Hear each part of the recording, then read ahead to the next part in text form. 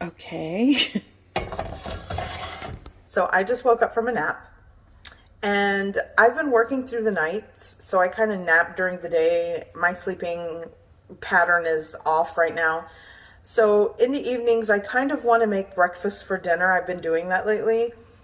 And I was looking for pan sausage in the fridge and I couldn't find it. And I walked to the stove and here it is, cooked already. And my family already ate part of it. My husband actually likes to cook this and mix it with like steamed rice and egg.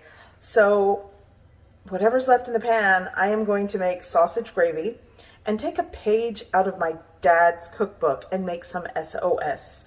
For those of you that don't know, that stands for on a shingle. Typically it's made with ground beef and like a cream gravy or chipped beef and cream gravy, and you ladle it over toast. But I'm going to use this pan sausage and do that. That's what's for dinner. Here we go.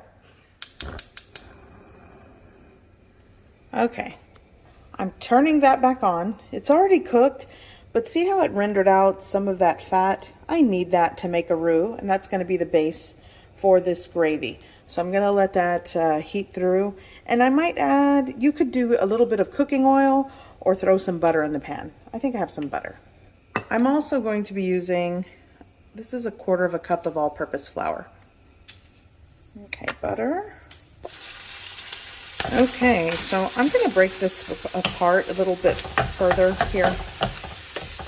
And for the sake of giving you a recipe, I would say this is like, it's not a complete pound of pan sausage, so maybe it's 8 ounces. This is probably around 8 ounces. I'm going to go in with, I feel like 1.5 tablespoons of butter. This is unsalted butter. And I'm going to melt that in the pan. I guess I shouldn't be too mad that my husband made this. It really made this meal easy because it's cooked. So now I'm going to shake in, I'll tell you what, yeah. I'm going to shake in my all-purpose flour. I also like to add a little bit of granulated onion powder and just start creating that roux, and you're going to cook the flour and combine it with the fat that rendered and some of that butter that's in the pan. A crust has formed at the bottom of this pan. That's great. So now what I'm going to do is slowly add milk. This is whole milk. It's not hot. It's cool to room temperature. It's been sitting out on my counter for a little bit. But see how it thickens up? You add it little by little. I'm using 2 cups of whole milk and just work that in until it simmers and thickens. Hot roux, cool milk gives you no lumps, gives you a creamy gravy. I'm gonna add some cracked black pepper. The amount is up to you.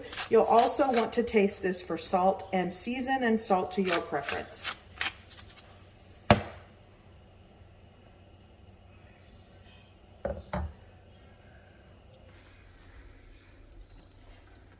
I'm going to add some salt to this. I think it needs it. And as you can see, it has thickened quite nicely. So yay, real quick meal here. S.O.S. Not bad. The toast is ready. Okay, nice.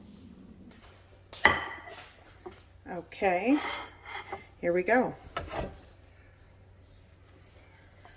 We got our cream ground meat gravy, and I'm going to put it right on here.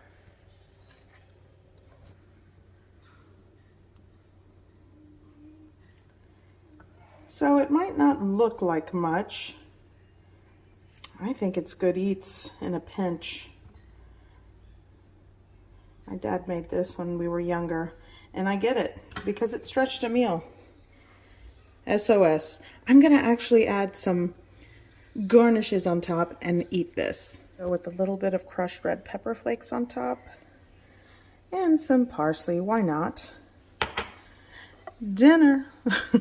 S.O.S. my way. Dinner's served.